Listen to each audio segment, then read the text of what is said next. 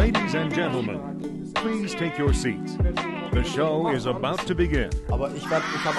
Hello everybody, my name is Thomas Buschkamp. I'm here at the BJJ European Lifestyle Podcast.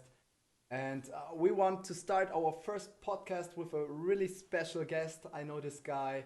I met him actually 2011 in Romania, Bucharest. He was there to compete for the Abu Dhabi Pro Trials. I was there to compete.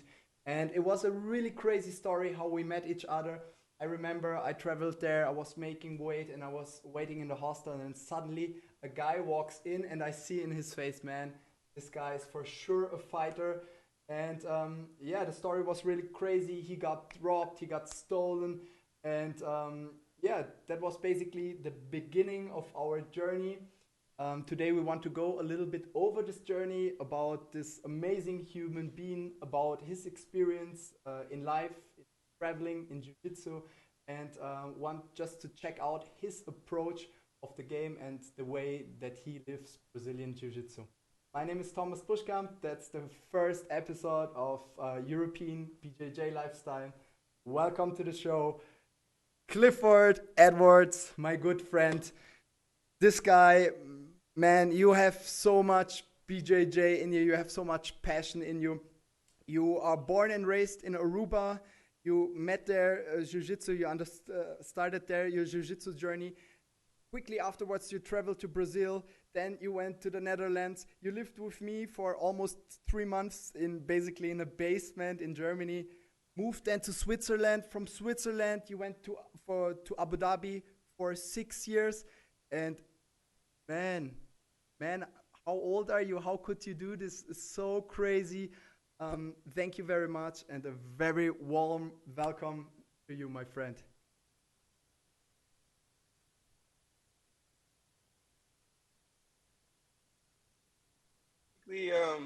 I think the thing that I must say, every time I look back at what I did and everything, I think it honestly started just with, I just wanted to train. Everything happened gradually. You know, I didn't think if you would have asked me as a white belt, you're going to do all this, I would say, no, I don't think so. Or I couldn't imagine. Yeah. I think I could really remember when the thing started to scale. I started to scale things up. My first goal was honestly to just compete. I was very nervous. So I had my first competition, and then after that, my goals started to become like, okay, I wanted a medal, because at the first competition I fought, I didn't win.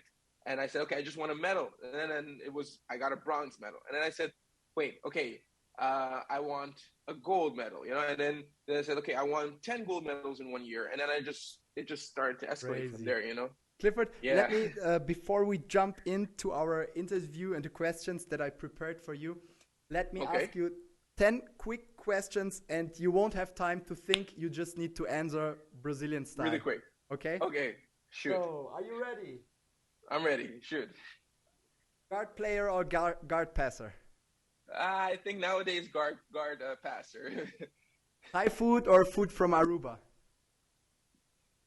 Food from Aruba. We will go later into that. Yes. Old school or new school BJJ? I don't believe in either or, but if I had to go with something, I'll probably just go with new school. New school? Oh, you know? Man. No, because to be honest, I believe in efficient school, but you know, you gave me only A, B, so if I had to choose, I'll go with new school. Okay. Singing or playing the guitar? Again, I like both. Playing guitar. I love that. Gi or no gi? Gi, 100%. Pizza or pasta? Pasta. Weight training or cardio? Weight training, 100%. Wrestling or judo? Wrestling. Last question. Heart or mind? Heart or mind? Heart or mind? Mind. Good. Thank you very much. My first question is, man, you're coming from a really small island called Aruba. When I first met you, I had basically no clue Correct. where it is. And I'm honest, I'm not so sure where it is now. It's basically in the Caribbean. I know it have amazing beaches, amazing weather, good food, and I think good jiu-jitsu, man. Well, nowadays it's growing. Back then, when I started, there wasn't actually any jiu-jitsu per se. I can remember, like, even my first teacher, he was a blue belt, you know. Nowadays, I think we're now, like, I don't know, 9 black belts in total in the whole world that are Arubians that have a black belt, you know. How many people live in Aruba? Approximately 100,000. 100,000? Yeah, that's it. Let me check it out. 100,000 people, and how many black belts? I think 9. 9? I think we're about 9. So we can say 10. I'm the 7th or the 6th. I have to watch. I have to recount it. I can actually, like, we know who the guys are. They're all alive. Yeah, you know, they're all alive. That's cool. How you, I think you started jiu-jitsu in a time where jiu-jitsu was growing and developing, and now you can look back like almost 10 years and see how the scene changed and how everything changed. Quickly after you started jiu-jitsu, you traveled to Brazil, and you didn't search like some little school. Man, you went in with the lions. You trained with the best jiu-jitsu fighters in the world, man. How did it come? How did you say from one day to another, man, I go to the Brazil? I think it happened because of a seminar. There's this guy called Marcos Barbosa. He's super amazing, and I noticed that when you're in a seminar, even the guys that have to translate for him, I felt like because he was giving so much information, the other one couldn't condense it into a translation right away. I felt it was upon me to learn Portuguese itself. And then I was, you know, like, as I said, I was gradually getting more into jiu-jitsu. So I felt like I had to go to Brazil. I had to learn, speak Portuguese. It was kind of before the whole big craze or hype, you know, there was no smartphones back then. So, I felt it was upon me to go there, and I went to this school. I didn't know what to expect, to be honest. I just went, and then I figured out, oh, this is bigger than I thought after that, you know, afterwards. So I just jumped head in, you know. Was it a time when you started with Cicero Costa, or? No, I started at first with Marcos Barbosa, and after that, you know, teams get big and they split up. Then I moved to Cicero Costa. I didn't know at the time that the split happened. I wasn't really aware of Cicero Costa. Although later on, the guys, they started explaining to me, yeah, like Cicero Costa is also a big team, and I didn't know that. I know that as I was in the team, I was just like, by one circumstance, one thing left to the other, and then I all of a sudden, like, I met this kid, Paulo Miao. He like there. I didn't even know who he was at the beginning. I saw a kid without a tooth. I'm like, oh, how young is this kid, you know? Yeah. And then he has a twin, and then I meet this other, the João Miao, the Miao brother. I met the Miao brothers just as we were all blue belts, and then I remember seeing this guy Leandro Lo, who's a brown belt who just turned black. I'm like, hey, what's up, you know? And we were just talking casually. It was all before they exploded, you know. It was all in 2009, 2010. Yeah. That I met these people, you know. And actually, Paulo Miao is coming next Tuesday to Zurich, and I will go there. I want to train with him. Great. You spoke so good about him and his technique, and he's an idol, man. His mindset, his spirit, and yeah, and I think what I loved about watching you compete and watching you on your Brazilian Jiu-Jitsu journey, it's like I could basically feel like you had the passion that this guys basically lived on the mat. It's not like, I go once or twice training Jiu-Jitsu. No, man, they grind, they sleep on the mat, they eat on the mat. And that's so fascinating to me, because to us European, it's like, it's difficult. It's not possible. It's not so likely that so many people do it. And in Brazil, was other. How was this for you? What did you get from there? What did you get from the spirit and the mindset when they trained there? Well, I can remember really well that I used to just follow them, and they made me feel lazy. The Miao brothers made me feel lazy because I was training like twice a day they were training 3 times a day, and they were like, and as I'm like finished with my second training, and they were gonna go for the third, they're like, Cliff, how do you want to get good? And they were laughing, and I'm like, oh, I guess I'm doing something wrong. Once you're in that world and you see them just grinding, and you're not grinding as hard as them, you kind of feel like you're kind of slacking. I did that joke for like 10 days, and then I got fever, and then I'm like, no, this is just for you guys, you know. I didn't know they were crazy, you know. Then I felt like the mind thing is that once I saw them fight Absolute, because I remember my teacher telling me like, no, don't fight Absolute, you're lightweight. And then these kids are like life better, you know. And then they went into Absolute, and they're like, don't you want to win the money? And they just started laughing again, that same way they laughed. They're like, of course you're gonna fight with us. Come on, put your name. Yeah. And I'm like, and then in Brazil, I started to fight Absolutes, you know. And then I just something clicked in my mind, and it's like, okay, I'm just fighting weight class and Absolute all the time. Something that you say to me that always stuck in my mind is the volume of competition that is in Brazil that you were there. It was not like, oh, I go every 2 months on a competition. It's like weekend for weekend for weekend, and you grind and you get better, and you get the level to like it's another level. It's another level. Yeah. Yeah, I think the frequency and the volume that they do is just crazy. You know, like if you do one competition in 1 month, they already did 4 easily. And, you know, sometimes it would be like Saturday and Sunday. I could really distinguishedly remember like when I was training at Cicero's, I fought Sunday and I won weight class Absolute. Usually I take a break off, but I was sleeping at the academy. And I told Cicero like, he asked me, are you going to train today on Monday, the next day? I'm like, no, I competed yesterday. He's like, so you understand jiu-jitsu now. And the sarcasm and everything, I just knew I had to go get my gi. And guess what? My gi was wet. And it was like in the winter. So when I put on that gi, and the first thing you feel is like cold, you're like, oh God, let me just start moving so that I can warm up, you know? So it's like a whole different like environment and everything, you know? It was hard. I actually met a few years ago when we were training in Zurich, Cicero Costa. And I remember he's a guy, man, he has such a big heart.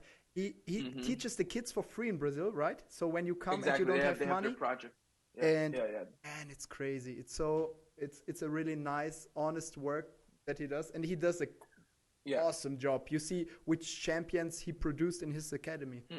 Yeah, he's produced a lot of champions like Thiago Barros, Mauricio Cristo, Leandro Low, the Miao brothers, Alemão, Iago. There's so many that I can't mention. You know, like. He's produced a lot of champions, and I think what I felt from him, like he didn't know who I was, and right off the bat he like opened the doors for me. The first time I was there, they let me sleep in the academy and everything. You know, that was I always felt welcome there, always. And even the thing that I found there was that not everything was luxurious, but they would find a way. They would act like if I needed a mattress, that he asked some student, and then that student had a mattress and everything, and they brought it over. You know, they make things happen there. You know, there's there's never really an excuse for not doing something. You know, man. They always find a way. Dá jeito. Jeitinho brasileiro. That means in English, like the Brazilian way. So you arrange things, you make things happen. You can't afford it, you make it happen, and you make it happen. That's like if you can wash your clothes, there will be somebody that has a washing machine, and then you can give your keys there, and they'll bring it back to you. Like it's like, you know, like I really felt like a tribe, if you will. You know, like if you don't have something, they'll find a way to work it, and you can go and work, do something extra. You know. I remember like if one time I had to I gave classes there as well, you know, so but only on the request of Cicero. And you know, usually when Cicero helps you so much, when he makes a request, you can't say no. You know. How from which time period was it? When was the point when you decided to go to the Netherlands and start studying and you started then? You went to Holland, and then you started to like crash the European scene. You basically started and went on. At which time was it, and how was this change from Brazil then to the Netherlands with totally different people? So then let's trace it back. So from Aruba, I went from Aruba to the Netherlands. Actually, I was born in the Netherlands. And then when I was 4 months old, I went to Aruba. So I then grew up there. When I was in Aruba, I had this mind that state of mind that I found that people from the outside were always better regardless. Like, it's like every time, it's like an island mindset, I guess, like you would always think something from the outside is better. So I wanted to overcome that. That was a personal goal of mine, and I felt like I had to do that for myself. When I moved here to the Netherlands, I found that it was like I was slightly intimidated in the beginning because I thought like, okay, I'm going to compete with people from a different place, and then I escalated, or I scaled it. Sorry, I scaled it to going. I started my first time fighting in Spain, and that was in 2009. That was an EDCC trial, and I can really distinctly remember my teacher at the time. He told me the only difference there is between you and somebody else from outside is that they speak a different language. And then that, it sounds so cliche, but once he said that, I was like, he's right. He is right. They only speak a different language. That's it. So that went on because I saw him fight against as a brown belt. I saw him beat a black belt. So a lot of things that I thought were if you're a lower rank, you can never win. If you're from a different place, they're probably better. Like if on an international level would be different. I saw him go on those platforms, and that was an eye opener for me, if you will. Yeah. When you studied something with business, right? Yeah, correct. How did you manage it to study and train? Was it full time? Was it you trained? Yeah. Basically, I actually just did this. My life was just like a school,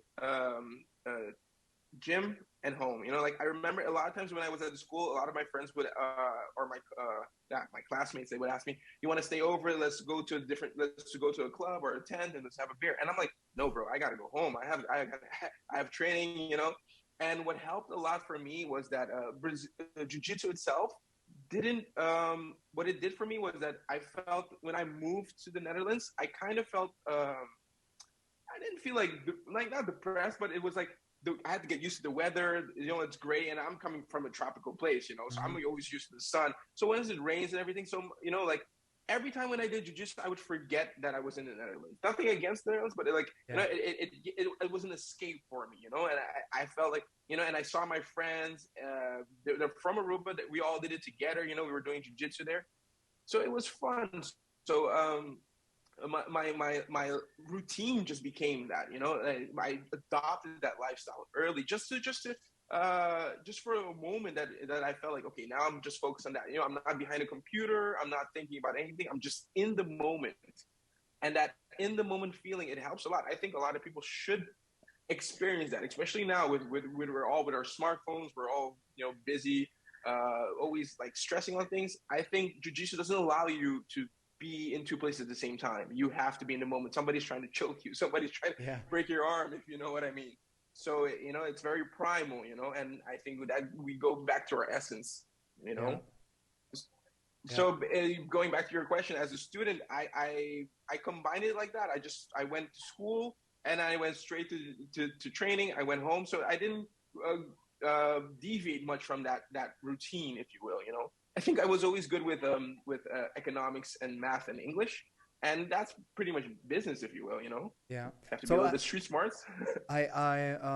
That's a problem that I often hear, that people are like in an environment which is super competitive, which where they hold a crazy pace, and then they get out of this environment and they can't keep holding that fire because they are kind of alone. You basically come to the Netherlands, and the jiu-jitsu is not on the level in Brazil. There's not so many sparring partner. And it's basically on you to keep the things rolling and keep it alive. And this is what I think. What happens? Tell me. I watched you, how you structured your training, and you were like a person. I always looked up to the schedule. I want to come later to the point when you actually was in Germany and we started to train at crazy hours. And I was like kind of like, yeah, we train today a little bit and then there and let's train 2 times, but it's not like you have like a structured schedule like a coach like Cicero on your side and telling you, hey, you do this position 100 times, you do this, now you make this kind of sparring, you watch your weight. So when you're basically without like guidance, it becomes harder, and a lot of people fall out then and stop evolving. And you always manage to keep that flow, keep it rolling. Right. What I learned from Cicero was basically the drilling, their drilling system. I found that I saw them like constantly just drilling, and there's a lot of people that go against the idea of drilling doesn't make you better. Yes and no. You know, I think specific sparring and a mix of specific sparring and drilling will make you better. And that, you know, so if you want to keep going to that next level, in the beginning, I find that coordination is super important, you know? So I think that a lot of people will benefit from drilling in the beginning, you know, because a lot of people say, like, I don't know the steps, you know, it has to be almost automated. Then you have to understand how to connect things, you know? So like, there are levels to keep going, you know what I mean? So a beginner, I would definitely advise to learn to drill alongside with specific sparring, you know what I mean? I found in my journey, I drilled so much, just like you said, like yeah, maybe you can tell the story when you came to Germany after we met. I think we started joining forces and started to train side by side. You remember the date? When was it? I feel like it was around 2013. I feel like it was around 2013. Yeah. Yeah, I think it was around. I think it was around 2013 that we started training together. That I moved to Germany. And what was the thing I told you was that we're by ourselves. So if we're gonna have to compete against other people, we need to do something extra, you know. So then I said, if we can't beat them on like having a good structure of jiu-jitsu, we should beat them on the volume. You know what I mean? You need a competitive edge, you know. You have to have a competitive edge, and you got to work with what you got, you know. So I found that the more I drilled the move, the more I started to understand the motion of the move, and the more fluid it was, the easier it was when I was doing something during sparring. So those who didn't have that high volume, they would probably not have that timing. You know, we're just training their timing to get better and better and better. You know. Yeah. So basically, just to tell our listeners. What we did, we had the idea to train, was it at 5 or 6? 5 o'clock. It was 5 o'clock. I already started to push it away, but we woke up like 4:45. It was freaking cold. I remember we always had hoodies and socks on and like a hat. We went downstairs to the gym because we lived above the gym. Freaking cold gym, and we started to do repetitions, and to keep it simple we always said, let's do 100. We did 300 to 400 repetitions, and we were so tired, nobody wanted to talk. It was kind of like a meditation without the relaxing part. And afterwards we just went straight up to bed, laid down, and I remember I really felt like that my brain processed all this information in this additional sleep. And actually the moves that we probably drilled at that time are still today one of my biggest fundamentals, which helped me really in my game. Yeah, it really goes into your mind. I think it was amazing that, you know, and then what the best way that we did it was with that clicker. I love that clicker. Yeah. I bought one. I bought one last week. It was basically a clicker to count things, like you know the security guys who count how many people come into the club. So you don't need actually to think, because we started to count, and I remember I counted like 27, 28, 6, and you're like, wake up. Yeah. Yeah. That was crazy. I think that was one of the things where you start to really grow. You know, like if you get that much of a volume in, it's there's no way around it. You're gonna get better. You know, it's like, so even if you go to a competition, you have the confidence for training. You know, it helps you. You know, in my opinion, that whenever I was nervous, I would believe in the training. So the more that I trained, the more confident I got. You know.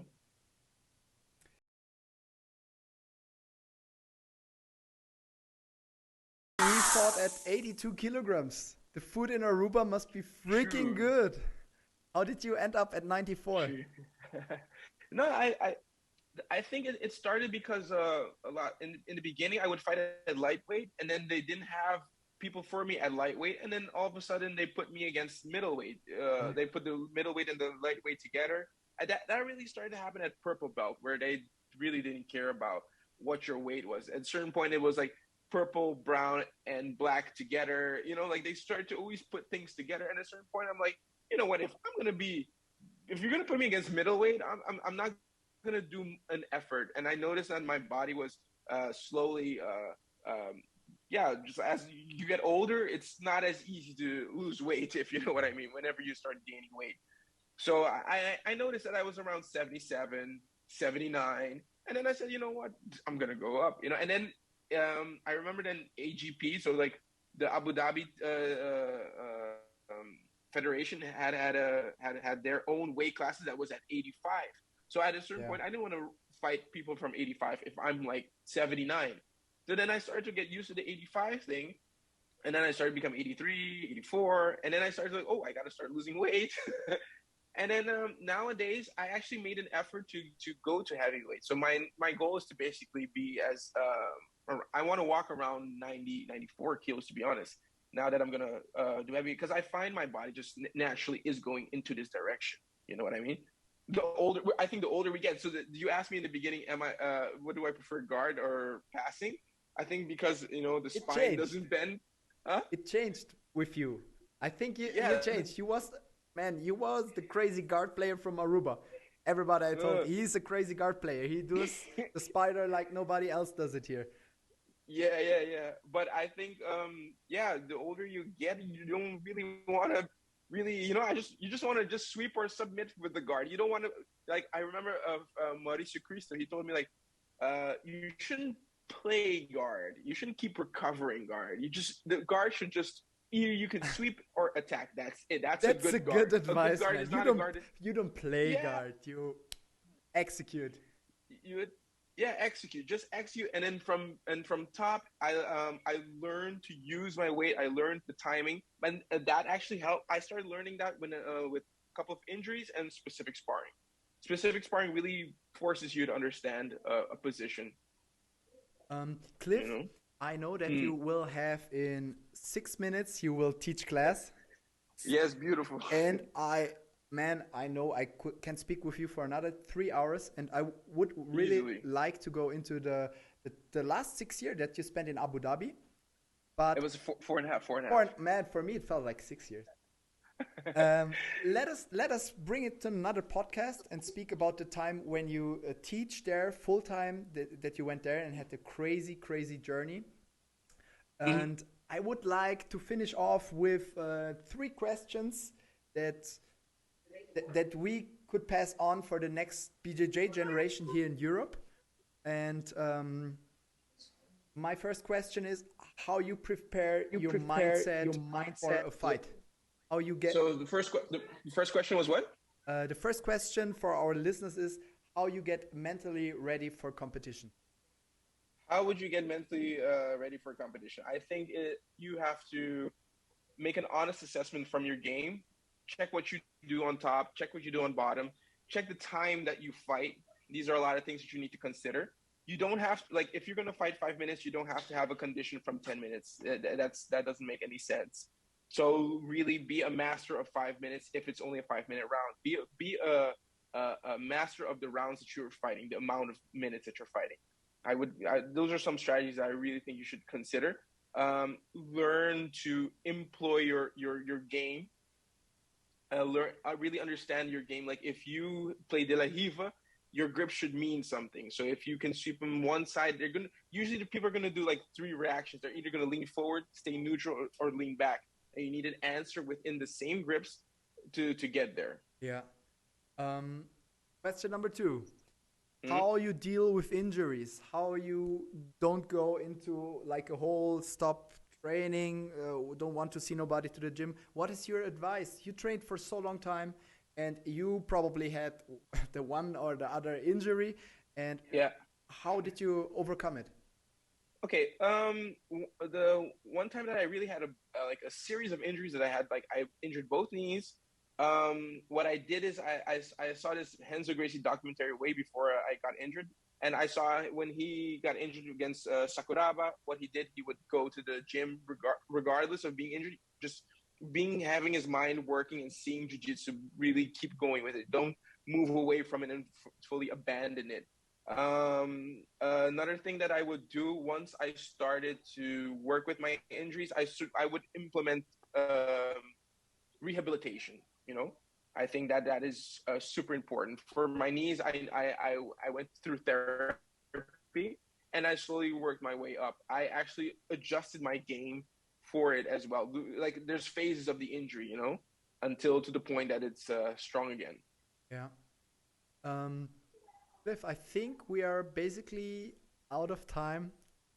You can give me the last question, right? The last question. The last question is the question that I want to ask you. What will Clifford Edwards look like in 2022? It's almost a new year. What is your goals? What is your family goals? What are your jiu-jitsu goals? What are your business goals? You're growing an academy. You are growing a family. You're growing a business. Man, you're doing so much. Thank you. That's a big question. And with this question, I let you leave. Okay. First and foremost, I want to again thank you guys again for having me here, and I hope to see you guys soon. I think we have a training camp coming up soon. Anyway. Yeah. So next week, 18, 19 of September, you will be here, and I'm really looking forward to. And maybe all spots are out. We are out of spots, but maybe we will make another episode and speak about the time when you were in the Middle East, and about your experience there. And that was great. So what do you think? What will be 2022 be for you? What I think 2022, I can't predict too many things, but I have a couple of things on my list. I want to really take the physical training to the next level. So I was working my way up to 90 kilos, but then I got sick, you know, then I lost weight, but now we're going to work our way up to really feel solid, and still compete, you know, help my wife compete and everything, you know, it's going to be awesome. She's going to compete with the Europeans for the first time. Yeah. We're really excited for next year. So we're going to compete. I want to kind of showcase, you know, my jiu-jitsu and make some waves in that aspect. I think also with my business, I think I would like to just spread my jiu-jitsu, help people with their fundamentals, with their basics. I find that now I've got small groups and I'm working my way up, you know, like I just got a message from people that say like, hey, I'm coming next week or I'm coming this weekend. You know, I'm really happy with that. It's funny because this is the first time I'm doing it. And I see that people are really having their confidence elevated, you know, if you will. You know, they're so happy to be here on the mats with me and really believe in the jiu-jitsu. And I see them getting, you know, more feisty, more stronger, you know, like their confidence is going up. So that's nice to see. So I want to see how that goes. You know, of course, I can't predict what alongside with the government, if they want to open, if they want to close. But if everything allows, and you know, God willing, I just want to, you know, spread the jiu-jitsu here, you know. Yeah. And building my family. You know, we're a family of jiu-jitsu, so we're drilling every day, we're training every day. That's a relationship. More than anyone that I'm that type of person to do those kind of things. So yeah, that's what I have planned for 2022. You know, for my business and for my jiu-jitsu, we're just gonna try to take it to the next scale. I'm sorry, I'm out of time. But I want to thank you from the bottom of my heart for everyone who's going to listen to the podcast, and I'm honored that this is the first episode. You know, we will link you here, all your contacts for your academy, your Instagram, so that people can get in touch with you. And as soon as you have something available, instructionals also, we will share it on this page, so that the people can find you. You will be here next week, and I'm sure that we will have you here again as our guest and have more time to speak. Follow me on Instagram, Jiu-Jitsu Labs NL, and I think I don't know if we're gonna leave a link for my Instagram. Just follow me there. I'm gonna from time to time I will be posting and some techniques. If you guys have questions, always can DM me. And if you guys are in the Netherlands, in Rotterdam, and you guys want to drop by for some training, message me. Rotterdam is the place to go. Rotterdam is the place to be, bro. Bro, give your wife a big hug from me. I'm really looking forward to see you next week. I wish you an awesome evening. Thank you very much for your time. Thank you for your passion. Live. Thank you. É nóis, Thank mano. you, Thomas. Thank you, Thomas. Abraço, Matheus. Abraço, Martin. Muito obrigado, meu amigo. Se cuida. Ok? Falou. Ok, se cuida. Obrigado. Valeu. Thank you very much for listening to the very first episode of BJJ European Lifestyle Podcast. If you enjoyed the show and want to support our future work, then please subscribe or drop us a comment. Tell us who else you want to be featured in this podcast format. We are really looking forward to spread love and help to grow the Brazilian Jiu-Jitsu community, especially in Europe. Thank you very much once again for all listeners. Take care, have a good time, and I see you on the next episode.